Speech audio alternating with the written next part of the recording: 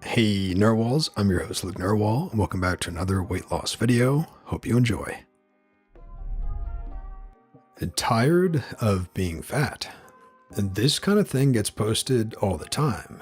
I'm not really expecting anyone to read this, let alone care. I just need to put my thoughts out there. I think if I do, it might help me stick to it this time. I'm 6 feet tall and weigh like 300 pounds. It's funny, I look at pictures of myself in high school or even a few years ago and say, damn, I was skinny, even though at the time I felt huge. I'm tired of being this fat. I feel like a bad role model for my sons. I feel like a terrible husband. Overall, I just feel like a failure of a human. And people shouldn't be this fat. I've tried losing weight before. Usually what happens is I go pretty strong for about a month or so, lose 5 or 10 pounds, and then I get tired of measuring and counting everything I eat, logging every calorie. I come to dread the Lose It app, and so I just stop. I gain back those 5 pounds, and sometimes I gain even back more than I lost. I tell myself it's not a huge deal. I'm not that fat. I took my before pictures for the first time today. I am that fat. I'm a blob. It needs to go. I guess the one good thing is I'm relatively physically capable. Walking 5 miles doesn't kill me, and I can lift things. If I feel like it, I can even run, just not very far. I'm just sick of being the fat guy. I'm tired of coworkers giving me the nickname Big Guy. I want to change, but I've tried countless times before and always fail. Maybe you need to focus more on what you need to be adding to your diet instead of what you're taking away. Most people overeat calories because they're eating calorie-dense foods. What helped me, and I don't feel restricted at all, is focusing on adding healthy things to my meals. Like, for example, my lunch today has a large portion of raw carrots. If I eat those carrots before eating the rest of my lunch and I eat slow enough, I'm full long before needing seconds of a more calorie-dense food. Everyone has a limited supply of willpower. It's not a great way to make long-term changes. Either that or focus on picking one bad habit you have and changing that instead of changing everything all at once. Say you drink 3 sodas a day, cut it down to 2.5 until 2.5 is your new normal. Then 2, then 1, and then none. Substitute water until you're drinking water for pretty much everything. Slow change is lasting change. Dieting doesn't work. Behavior change does. This one realization changed my life in January. Being fat is harder than dieting. Weighing and logging everything is a pain, denying cravings and feeling hungry. But it's all nothing compared to waking up and being disappointed in myself every friggin' day of my life, and being ashamed of myself every time I see a photo, and constantly worrying how I look.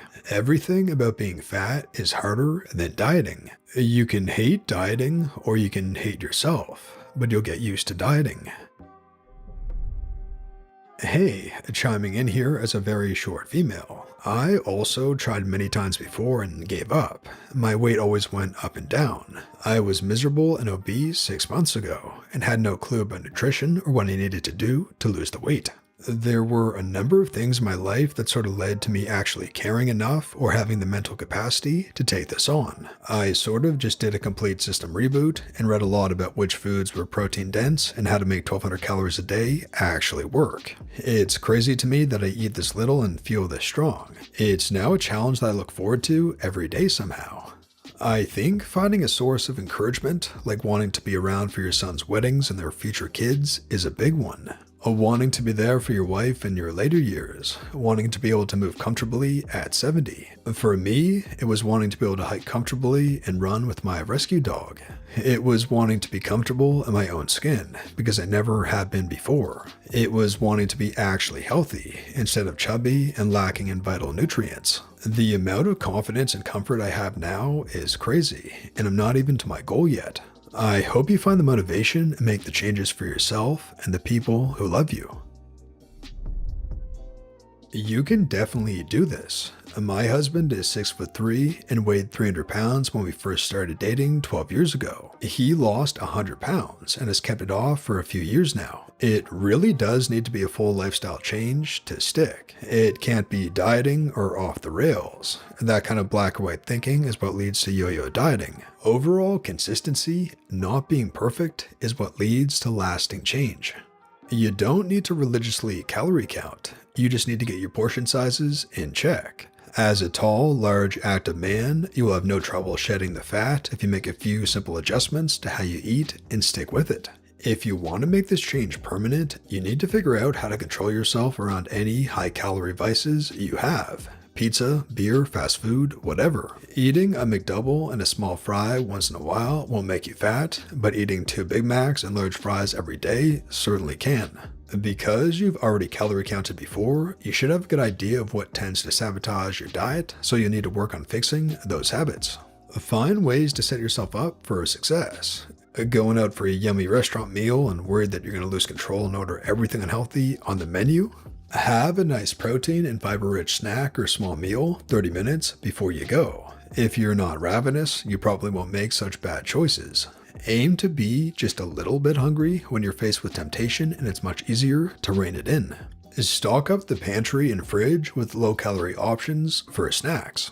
Baby carrots, celery, turkey slices, Fiber One bars, Smart Pop popcorn, sugar-free Jell-O, etc. Try to keep highly palatable snacks like chips and cookies out of the house if you can. I know it's hard with kids around, but see if you can get the whole family on board with healthier choices. Find easy ways to cut back on calories. Swap sugary drinks for diet soda and water enhancers.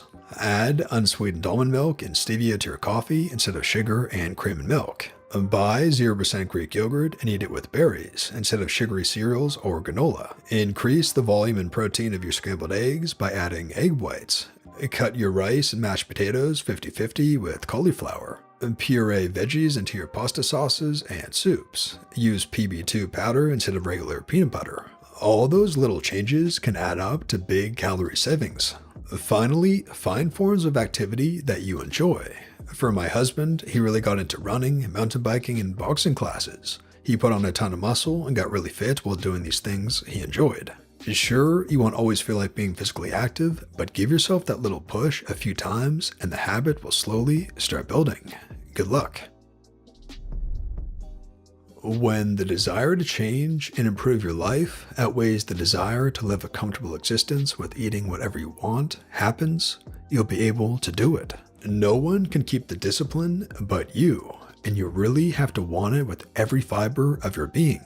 Not for a day, a week, or a month. You have to remind yourself at every turn and before every bad decision why you want to change. I have to adapt my life around my ADHD, and sometimes that means a lot of little hacks for when I'm having bad days or I know that I just might struggle. This process can take time, but I find it sustainable and totally worth it. I have a meal list that I rotate, and now that I need to eat low carb, that menu is changing, but it's the same recipes every few weeks. There's enough variety that I don't get bored, but I do plan at least one new recipe and have a backup plan if I don't feel like it and I can't cook it.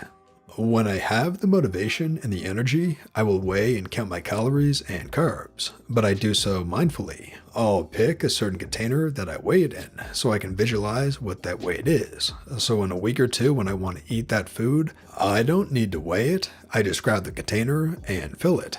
I'll pair the same or similar things together and remember that those will be within a meal's worth of calories. I bought tablespoon measuring spoons for coffee that I use for most of the small things like sauces, dressing, and condiments. It's shaped like a high-walled spoon, so I can just remember I can either have 1 or 2 spoonfuls on my sandwich or salad, using the same bowl for my salad so I know not to overfill it. It's doing the work a few times, but when you start eating similar things every week or every few weeks, you don't need to count so religiously. And that way, the only time you need to consider it is when you're introducing new food to your meal plan. Start using the smaller salad plates, not the big dinner plates, for portion control. Fill up your plate with protein and veggies. Carbs would be an afterthought. Protein will fill you up for longer. Drink a glass of water before any meal, and you will fill up faster with less. Eat slowly and chew slowly. I just finished a hamburger for lunch. After every bite, I put the burger back on the plate, waited until I swallowed, picked the burger back up, and took a bite. That slowed me down a lot. My husband ate 3 hamburgers and a hot dog in the time that I ate 1, and I feel full. Quit the soda and alcohol. They're empty calories that don't do you any favors. 1 beer equals 7 pieces of bread. Don't forget to stroll around the neighborhood after dinner for digestion, of course. You've got this. Man, I get it. Calories in, calories out can get so tiresome. That's definitely how I felt when I first started. You could just start biting less junk and eating better food. Get into the habit of eating better instead of eating less. Then, when that gets comfortable, you can start making an effort and being aware of how much calories that you're consuming, but not logging them yet. Start with the baby steps instead of going all in. When you've been logging for a while and feel it's starting to get too stressful, instead of completely stopping, what I used to do is take a week or 2 break from it. I would still make an effort to be aware of the calories and eat better and less, but I'd mostly just let my mind take a break from all that and start again the next week. I lost weight slower, sometimes even gained some weight back, but I was at least minimizing the loss of progress. Lastly, don't be too hard on yourself for not completely changing the lifestyle you've had for the past few decades overnight. The fact that you've already realized what the problem is a huge hurdle to get over, and you should be proud. And that brings us to the end of the video, Narwhals. I really hope you enjoyed. If you did, please tap subscribe to join our awesome community, the Narwhals, and for more weight loss stories that help you stay on track. And here's our featured Narwhal of the day. Today officially marks 100 pounds lost. It's been a long journey so far, and I still have more to go, but in the meantime, I just couldn't contain my excitement. My body deserved this healthier lifestyle that I deprived it of for so long.